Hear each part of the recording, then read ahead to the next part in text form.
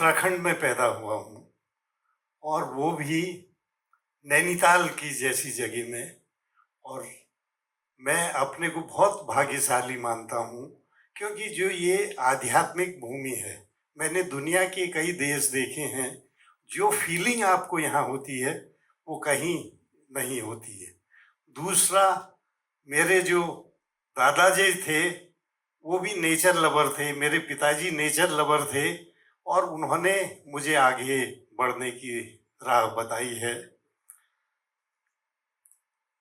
हरगोविंद शाह मेरे दादा के पिताजी थे और उनके दो पुत्र थे, चंद्रलाल शाह, चेतराम शाह ढुलगरिया और दुर्गा शाह। वो ब्रिटिशर्स उनको लेके नैनीताल आए थे, वो अल्मोड़े वासी थे और यहाँ पे उन्होंने नैनीताल में अपना व्यापार वगैरह शुरू किया।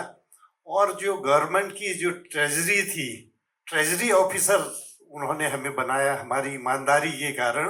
और कहीं भी अल्मोड़े में भी गोंडा, बहराइच, बस्ती, सब जगह हमारे परिवार वाले थे जो ट्रेजरी ऑफिसर हुआ करते थे। और उसके बाद उन्होंने बहुत पैसा अर्जित किया। मेरे ग्रैंडफादर के नाम से एक चेतराम शाह ढुलगरिया इंटर कॉलेज आजकल चलता है, तो उन्होंने मेरे ख्याल से 1841 में वो नैनीताल आ गए थे और वो CRS इंटर कॉलेज की उन्होंने बाद में खरीद, हम्फ्री हाई स्कूल चलता था, उसकी नींव रखी और वो अभी भी वो स्कूल चलता है और उसके देश भर में उसके पढ़े हुए छात्र आपको मिल जाएंगे। और जो मेरे दादाजी थे उन्होंने उसके अलावा रामलीला स्टेज की स्थापना की और उनके दूसरे भाई थे वो एजुकेशनिस्ट थे, दुर्गा शाह मोहनलाल शाह बैंक की उन्होंने स्थापना करी। और इसके अलावा कई और सोशल मंदिर निर्माण में उनका सहयोग रहा। आयुर्वेद वो थे तो उन्होंने आयुर्वेदिक विद्यालय में अपनी मदद करी। इस तरह से उन्होंने काफ़ी काम किया। और जो मेरी दादी थी वो प्रकृति की प्रेमी थी और उनको हर पेड़ पौधों के बारे में जानकारी थी। जब वो जंगल में जाती थी तो हमें बताती थी ये खाने वाला है, ये जहरीला है, इसको किस मंथ में खाया जाता है। और उन्होंने एक जौटीला एक प्लांट होता है जो 12 साल में एक दफे फूलता है, उसको एचिमेंथेरा गॉसिपिना भी कहते हैं, बॉटनिकल नेम उसका है। उसकी उन्होंने बताया कि 12 साल में खिलता है, 60s के दशक में मुझे बताया था और आज तक मैं उस प्लांट को स्टडी करता हूँ।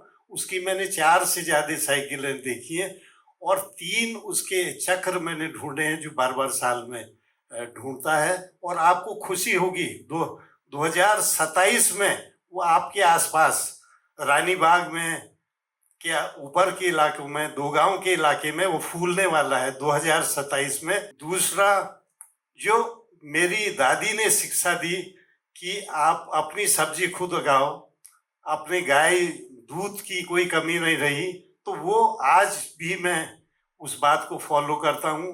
और गाय भी रखी हैं मैंने और सब्जी वगैरह भी मैं अपनी बोता हूँ और कई तरह के एक्सपेरिमेंट भी करता हूँ और लोगों को भी उस बारे में राय देता हूँ। लेकिन कई कारण हैं, बंदर हैं, ये हैं, खेती हमारी धीरे धीरे छिन रही है, लोग ज़्यादा लैंड वगैरह बेचने में लगे हुए हैं। और मेरे जो पिताजी थे श्री चंद्रलाल शाह ढुलगरिया, वो बहुत उनका जो इंटरेस्ट था कई चीज़ों में था, वो सोशल वर्कर थे। घर से उनको कोई, घर वाले बहुत प्रॉपर्टी छोड़ के गए थे लेकिन उनको उस पर पूरा कोई ध्यान ही नहीं था। वो कोई चैलेंज आता था उसके पीछे लग जाते थे। उन्होंने 50s की दशक में 100 बीहाइव रखे थे, 100 बीहाइव आप इमेजिन करिए। और इतना शहद निकलता था। और वर्गमाउंट स्टेट करके जो जोलीकोट में हमारी थी, वहाँ 100 बीहाइव थे और शहद निकलता था। नैनीताल में एक दुकान थी उसी नाम से और वो फ्लेवर वाइज वो करते उस जमाने में। वो रॉयल जेली प्रोड्यूस की उन्होंने पॉलन प्रोड्यूस करी उन्होंने कोम हनी प्रोड्यूस करी जो हम अभी करते ही नहीं हैं। और बी कीपिंग जो शहद, वो हमारी ग्रैंड मदर कहती थी अगर घी 1,500 रुपए किलो है तो शहद भी 1,500 किलो। लेकिन खेत की बात है, आजकल शहद 500 रुपए किलो भी आपको मार्केट में नहीं मिलता है। हमारी जो सबसे दुख की बात है कि जो बीज यहाँ पे लाई गई बाहर से, इटालियन बी, उसमें जो एक बीमारी थी एक्राइन और सैक ब्रूट, वो हमारे यहाँ की छोटी मक्खियों में जो एपिस इंडिका है उसमें या सिराना है उसमें फैल गई और पुरानी बी कीपिंग हमारी सब समाप्त हो गई। स्टूडेंट डेज में मेरे पास करीब 5-6 बीहाइव थे और मैं कमोला वगैरह इस साइड में रखता था। 8-8, 10-10 कनिस्तर हम साथ निकालते थे और मेरा सब बचपन का खर्चा उससे निकलता था। पिताजी के उन्होंने मौन पालन के अलावा उसके वो फाउंडर सेक्रेटरी थे all India bee keepers association के। मुट्टू जी थे, वो प्रेसिडेंट थे, नेहरू से वो बड़े क्लोज थे। तो इन्होंने बी कीपिंग की जोलीकोट में स्थापना करी और हमारे वहाँ एक हाइव बनता था जोलीकोट विलेजर, जो अभी भी एक किस्म से सब जगह प्रचलित है। और इस तरह से उन्होंने बी कीपिंग को आगे, सेक्रेटरी थे, घर घर जाके वो सिखाते थे मॉडर्न बी कीपिंग में।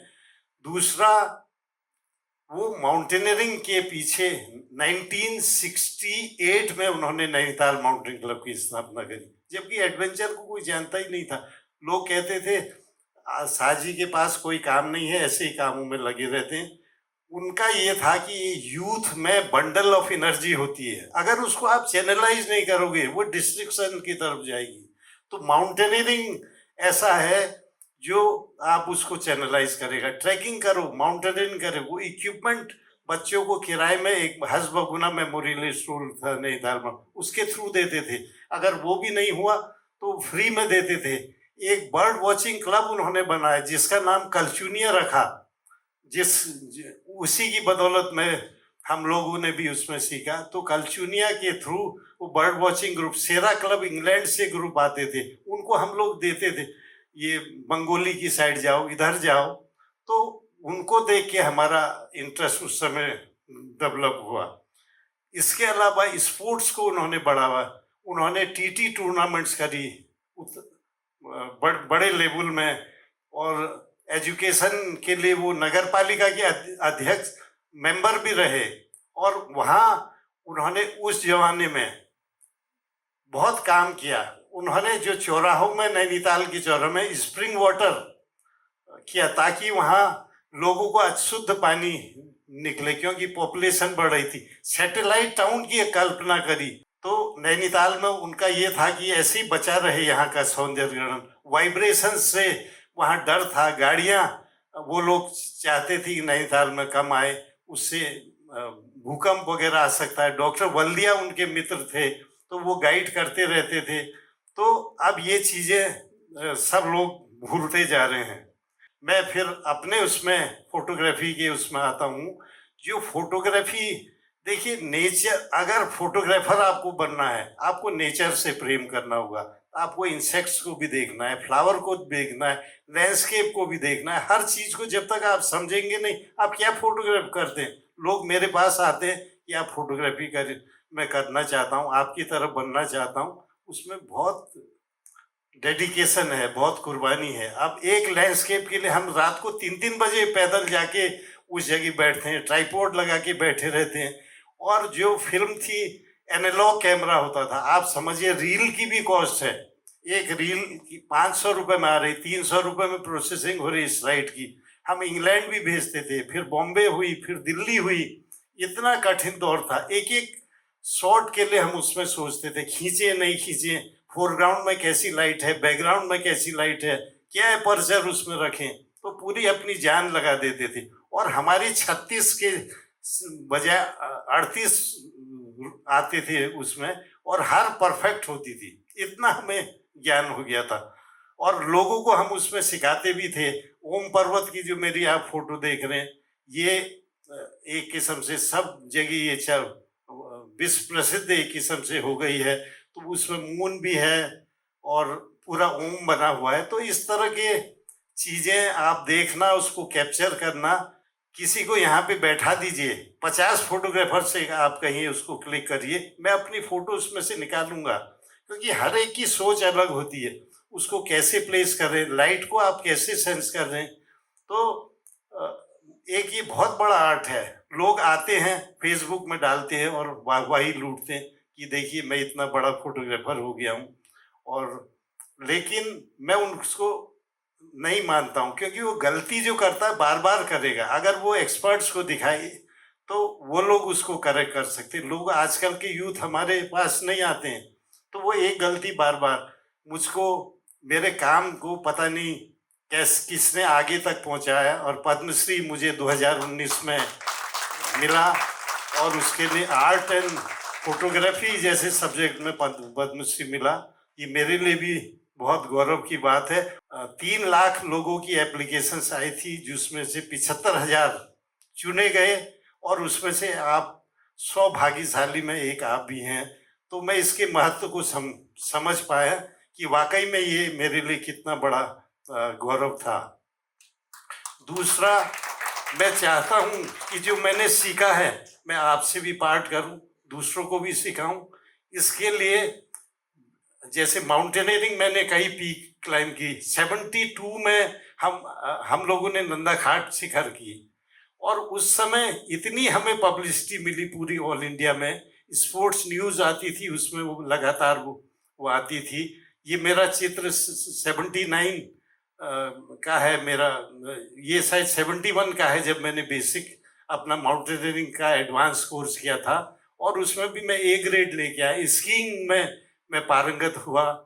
और ये ट्रेल्स पास का आप चित्र देख रहे हैं, ये हमने 53 ईयर्स के बाद ये पास किया, हिस्ट्री लिख दी। अभी मैं इस पे एक किताब मेरी अपने प्रेस में है, मेरे ख्याल से 2-3 महीने में बाहर आ जाएगी। तो आप देखिएगा कि हमने कितने एफर्ट से कैसे फोटोग्राफी किसी ऑड कंडीशंस में करी। -15 तक हमने फेस किया, और हम यंग नंदा घाट 72 में पढ़ा है, हम 20s में थे, हमें कोई अनुभव नहीं था, लेकिन माउंटेनियरिंग हमने सीखी थी। और विदाउट शेरपा, विदाउट किसी मदद से हम जब पीक में चढ़े, तो हेमवती नंदन बहुगुणा उस समय चीफ मिनिस्टर थे, उनका पिताजी के पास फोन आया कि मैं उनको ऑनर करना चाहता हूं जो पीक में। वो खुद नैनीताल आए, बोट हाउस क्लब में फंक्शन हुआ और हमें ऑनर किया। और माउंटेनियरिंग जो है उसमें देखिए, एक पीक में आप चढ़ रहे हैं, आप अपनी पूरी जी जान लगा रहे हैं, और हाई एल्टीट्यूड में ये होता है आपको एक्मेटाइज करना पड़ता है, वर्क हाई स्लीप लो। तो आप जब जा रहे हैं तो उसमें ऊपर आप चढ़ते हैं तो आपको दम नहीं रह जाता, धीरे धीरे आपको दम, जब 1-1, 2-2 कदम करके चढ़ते, आप सोचते नहीं चढ़ पाऊंगा, वापस आते। दूसरा कहता नहीं मैंने पीक तक चढ़ना है, 4 कदम में फिर एनर्जी आती। और जब वहाँ पहुँचते हैं, जो फीलिंग होती है वो आप दूसरों से शेयर नहीं कर सकते। लेकिन वो लाइफ का भी यही फंडा है, विल पावर और डिटर्मिनेशन। हमें खाली पर्वतारोहण माउंटेनियरिंग नहीं है, वो आपको टीम स्पिरिट सिखाता है, विल पावर और डिसिप्लिन सिखाता है। जब आप लाइफ में भी यही आपके सब काम आता है। तो मैं चाहता हूं कि यूथ्स को, हमारी गवर्नमेंट सब्सिडी देती है, पैसे देती है, तो आप लोगों को बेसिक कोर्स करने चाहिए, एडवेंचर कोर्स करना चाहिए। और मेरा ये मानना है, आजकल की जनरेशन नेचर से दूर होते जा रही, तो हर क्लास के बच्चे को कम से कम महीने में एक दफे नेचर वॉक जरूर ले जाना चाहिए। और मैं लास्ट में ये कहूँगा कि श्री अरविंदो मदर ने कहा है, let us work as we pray, work is the body's best prayer to the divine. तो आप जो भी करें समर्पण से करें, काम छोटा बड़ा कुछ नहीं होता। इस शब्दों के संग मैं अपनी वाणी को विराम देता हूँ। धन्यवाद।